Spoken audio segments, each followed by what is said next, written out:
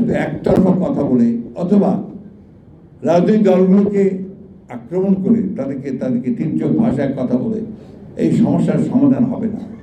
সমাধান করতে হবে সবাইকে অনবোর্ড করে, সবাইকে নিয়ে আলোচনা করে সমস্যার সমাধানগুলো দ্রুত করার ব্যবস্থা করতে হবে।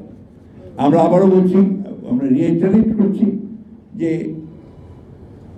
ডক্টর প্রফেসর ইউনূসের এই অন্তর্বর্তীকালীন সরকারের প্রতি আমাদের পূর্ণ সমর্থন আছে এবং আমরা যেন চাই যে তারা সফল হোক, এর জন্য সমস্ত রকম সহযোগিতা আমরা করতে তৈরি আছি এবং সবচেয়ে বেশি অনুরোধ করব দ্রুত করে এই নির্বাচনের ব্যবস্থা করুন।